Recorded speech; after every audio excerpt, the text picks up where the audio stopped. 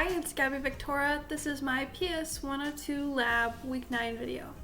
Hi, so after watching Dr. Hotman's recorded video and talking with Jeff Bowman, my TA, we had a lot of good ideas and I'll show you those in a little bit. But I think that this topic and subject is really accessible for students and teachers in classrooms and not just for people who are in college who have all these resources. There are so many different projects and labs that you can create that show these different pulls and forces in motion. Like easily you can find some kind of ball, and meter sticks are in almost every school. So I think you can make a lab and have it make sense for almost all students. And then if you are capable of having like computers in your room, laptops, iPads, the PhET simulations really make a difference as well. I went back and I played with all of the PhET simulations that Dr. Hotman linked for us. I think that they are a little bit advanced and they're at a college level. Obviously we are college students, that's why he gave them to us. And I would try to find ones that are a little more simple, especially if I'm working with younger students. Like I don't think that like the ramp one would be a good thing to give to a third grade student. I think it's a little too advanced for them. But I have some ideas on how I would plan a lesson and you'll see them shortly. Hi students, it's Miss V. We're back again for another week of science instruction, and this week we're going to be talking about forces in motion as well as friction. So we're going to have a few different labs today. We're probably going to be doing 2 again like we did last week. So your first lab will be a physical lab. So we are going to be working with meter sticks, and we're going to be working with Hot Wheels race cars. I know, super exciting. As well as your iPads or a phone. So whatever you have accessible to you, that's what we're going to be using. So I will show you how to run this lab in just a second and we'll get her going. Each group of 3 today is going to receive 1 Hot Wheels toy car as well as 2 meter sticks, and you're going to use things found in the classroom to create a ramp. So for lab this week, you're going to be making a ramp similar to the one in the picture.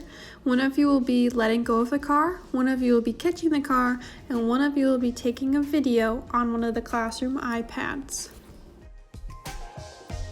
Once you have a video your group is happy with, we will be going back as a class and talking through a point in each of the videos where we can calculate the velocity of our car. Hi students, you're back! You just completed your first part of our lab today, your physical lab, working with our toy cars on a ramp and doing some calculations and making a little video and seeing how fast we could get them to go. So now we are going to clean up all of our physical lab stuff and we are going to go and move into a virtual lab. So we are going to use a PhET simulation that is for elementary school students, and it is all about motion and forces.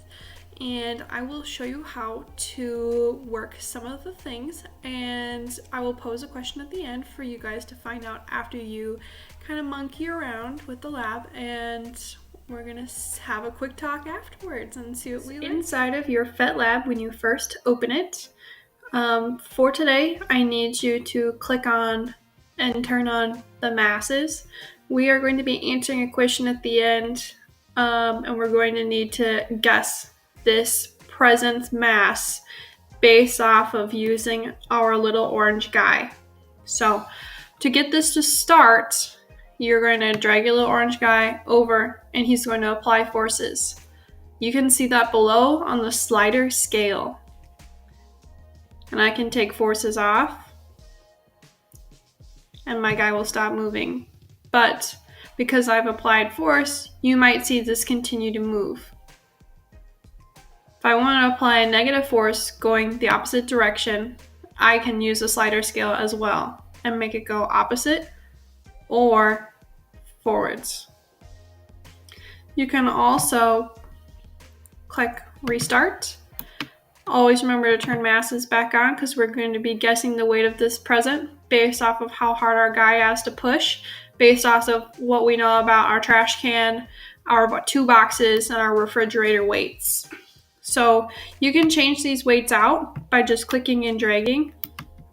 You can put trash can on. Eventually, you're going to want to put your present on after you make some observations about what you found and how hard it was to push these different weights around. You could put people on it. They're going to sit down.